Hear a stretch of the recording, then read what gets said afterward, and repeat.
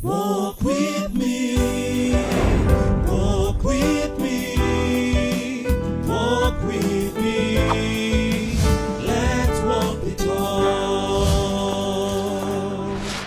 In life, we are differently gifted. Some have got their passion, but they don't know how to identify their passion. And that's why sometimes we become jack of all trades, but master of none. In our show today, we are walking a journey to understand and monetizing our passion. And with me in studio is a talented man of God, a speaker, an author, and a counselor. His name is Pastor Joe Wisdom, who will take us through the journey. Pastor Joe. Yes, please. How are you? Very good. Welcome to Look Up TV. Oh, thank you so much. You're good. Yeah, very good. Welcome so much. I'm grateful. Good to see you. Me too. Wow. This is another day that we are here to walk the journey with our viewers. Because I've come to realize so many of us, we are gifted, but we don't understand whether we are gifted or not. Yes. And our show today, as I have introduced, is monetizing your passion. Yes. But before we come to our show, who is Pastor Joe? Wow. Joe Wisdom is a minister of the gospel through Transformation Center, Roiro. And apart from that, he's an author. I've authored 3 books. And he is a father and a husband for that matter. And he is also a corporate trainer and a business mentor. Okay. That is Joe Wisdom All in a those nutshell. are under umbrella Joe Wisdom. Yes. Now, let's come to our topic, monetizing your passion. Yes. What is to monetize the passion? Now, we begin by looking at the word monetize. Exactly. Monetize is basically how you can make money using your passion. How you can use your passion to make money. Now, what is passion? A passion is a great desire. A great desire that is enough, that is in the inside of you. Some of those desires are desires that can push you to do great things.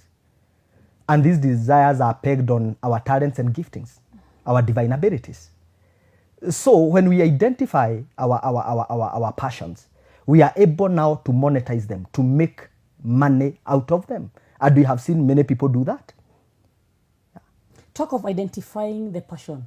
How can I be in a position now to identify that I'm passionate about something? Now, there are many ways of identifying your passion. Actually, allow me to take you through 3 levels of your passion. It's okay. 3 levels of your passion. Level number 1 is called recognition level. Recognition level is when you begin now to look deep within yourself, do self-assessment. I call it you do self-auditing. You audit your system, you audit yourself, your life. You look at the things that you easily do without struggle. Things that you can actually do without a pay. Things that you can volunteer doing. Because whether you do it or not, you have nothing to lose. You are the stock yourself. That's what we talk about passion. So recognition level, we say that whatever remain unrecognized, remain uncelebrated. If you don't recognize some of the things that you have, you will never know when you lose them.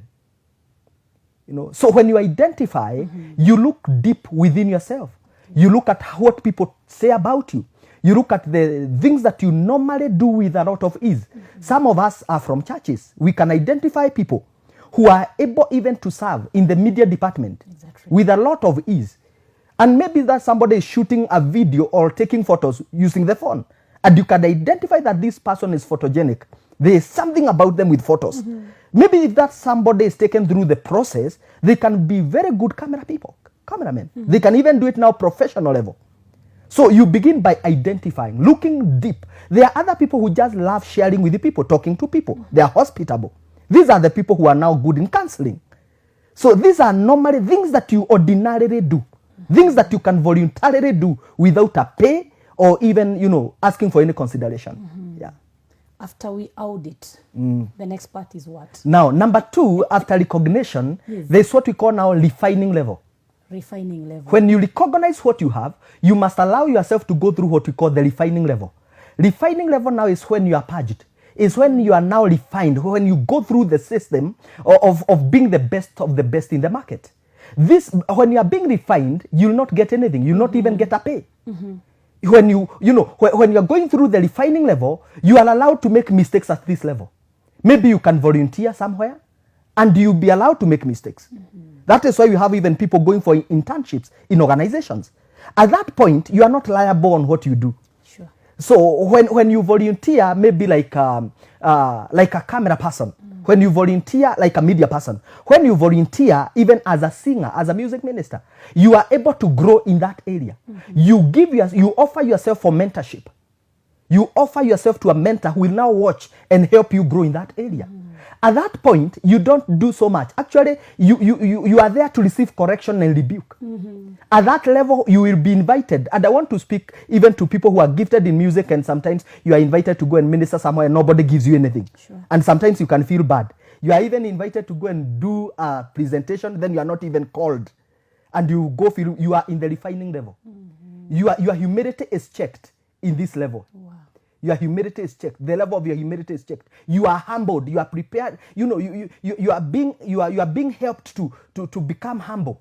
Because sometimes when your gift, when your passion is up there, you can be very arrogant. But in the refining level, you are able to be humbled. Sometimes you even do something and you'll be rebuked. That is why the Bible says that he who hates correction is stupid. You take rebuke and you correct. Because when in your next level now, you are not allowed to make any mistake. Yeah. We say that wise men commit no minor blunders. When you get in the place of the high and the mighty, you are not, in the place of kings is not a place that you can afford to do a mistake. That is a place of excellence. And you are now prepared in the refining level to avoid those mistakes and to correct them. After identifying, Yes. you come to the refining. Refining. Yes. Now the third one. The third one. We talk about the rewarding level. The rewarding Actually, there are triple R's. Refining. Recognition, Recognition. refining, and rewarding. Rewarding, yeah. Now, at this point now, when it comes to rewarding, now you can even now get a call and you'll be asked how much are you charging.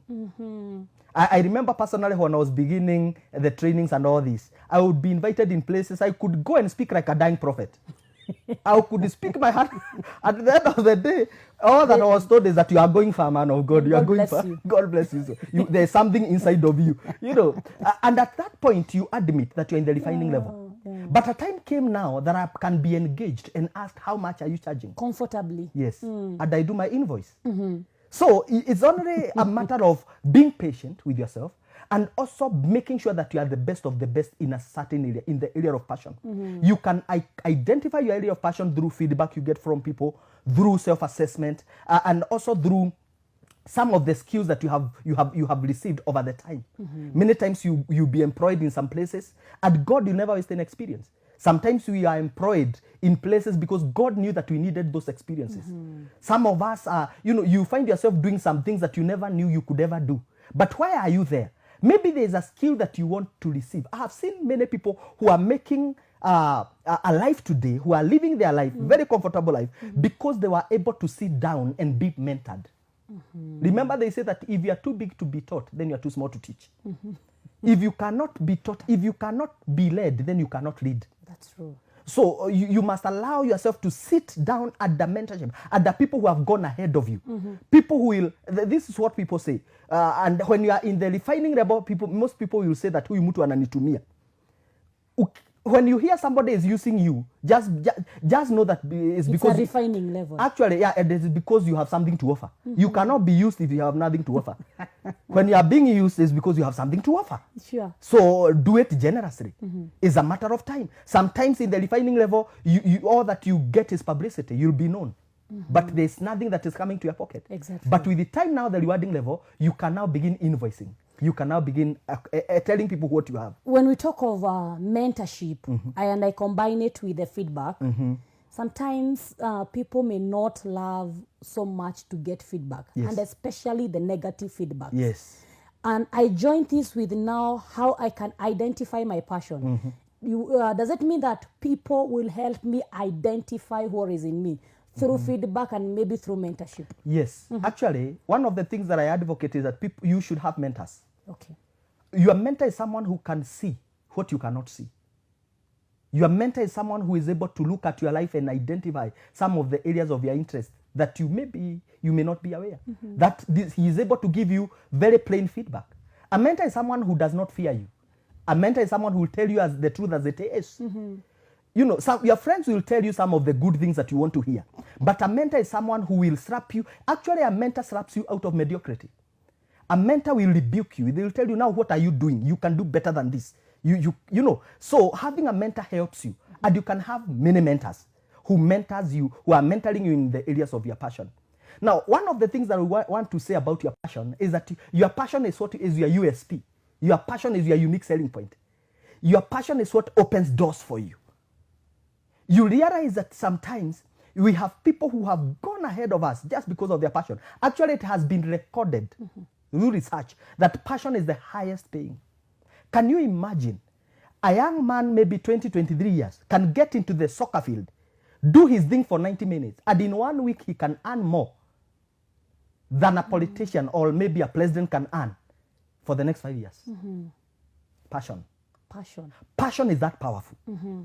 Passion is what makes you, the good thing about passion is that when you acknowledge it, you enjoy doing it. Actually, when you acknowledge your passion, you don't need to work a single day. Why? You are just doing something that you enjoy. But many people will sit down and it's like, wow, it's a Monday, and you don't feel like going to work. When you're in your passion, you enjoy everything that you do. You don't get tired in your passion. You cannot retire in your passion. You cannot be sacked in your passion. In your passion, you are unsackable. Unsackable. That is awesome. And could be there are people that are operating in an area where they are not utilizing their passion. Like, for example, you're employed as a teacher, but you are meant to be a doctor. Yes. Now, it seems that these people are not in a position to identify exactly where is their calling, as I can add the calling now. The issue here, our career favored, is not about identifying. Most of these things we know them, but we keep suppressing them. Okay. And there's nothing as dangerous as when you keep suppressing a voice that is so audible in your life.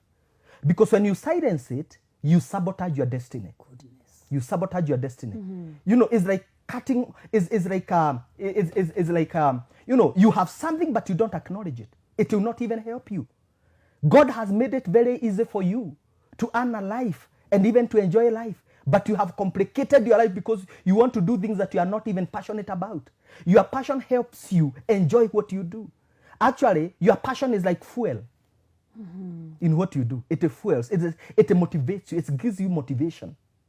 So people who are in the wrong places is because of the system of employment today and the system of education. You find that most of the people are victims of circumstances.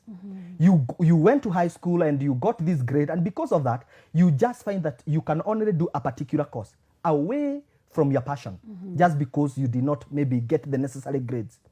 But that does not mean that you are not passionate about it. Actually, a teacher who is passionate about medicine or who wanted to be a nurse, you still find them giving prescription and diagnosing students in school, in class. Actually, you can't, and they don't go wrong because their passion was to be a doctor. So even their mechanism, their inner mechanism is so connected with the issues of nursing or medicine that they flow in it so easily that you even find that what they tell you, and they have never gone to class, is what the doctor will tell you. All that you need in your passion is to educate it a little bit. When you educate your passion, and you'll be looking at that maybe later, when you just go through the process of educating it now, you become very skillful in that area. And you can now be recognized professionally. But you still find that there are things that people are doing and they are not passionate about. And others that, there are people who are doing some things that they are not passionate about. Maybe you are teaching and your passion is like in medicine, what you are saying. You still find that you are so much interested. Mutu akigojeka, you are the person who wants to take them to hospital. Because there's something pulling you towards that area. Or you find you are the leader of first aid department. Exactly.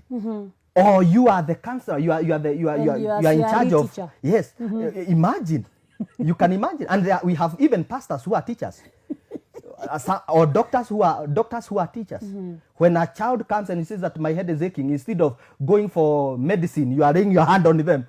It just tells you the kind of a person you are wired to become. And now with that connection leads me to ask a question. Can I have more than one passion? Because I can identify, I might be operating as a teacher, but initially I was to become a counselor or a doctor. And as we come back, now we will come back to, can I have one or more passions, or rather the gift. But in the meantime, in this area of confusion, what can you advise whoever is confused in this area? You are working, but you're in the wrong passion. You are chasing the wrong passion. Yeah. I think that my advice to that person would be, begin preparing. And we say that when opportunity meets a prepared mind, greatness is born. Once more. When opportunity meets a prepared mind, greatness is born. An opportunity will come for you to get into your area of passion. But if you are not ready, you'll keep saying, I wish it came last year. I wish it happened next year. But when you are ready for you to access your passion, you even get connected to the right people. Your passion has a way of connecting you with the right people. Your passion has a way of leading you in particular places where it will be nurtured. Remember, in the inside of us, there is something that is attracted to that which celebrates it. Even your life, you find that you almost feel secure when you are around people who celebrate you, rather than people who tolerate you. We avoid people who tolerate us, but we are very happy and very okay with the people who celebrate us. So your passion will locate people who will encourage it and who will help it grow. It is true, no one likes to be with people that tolerate them. We'll all love to be with people who celebrate us. We shall be right back. Walk with me.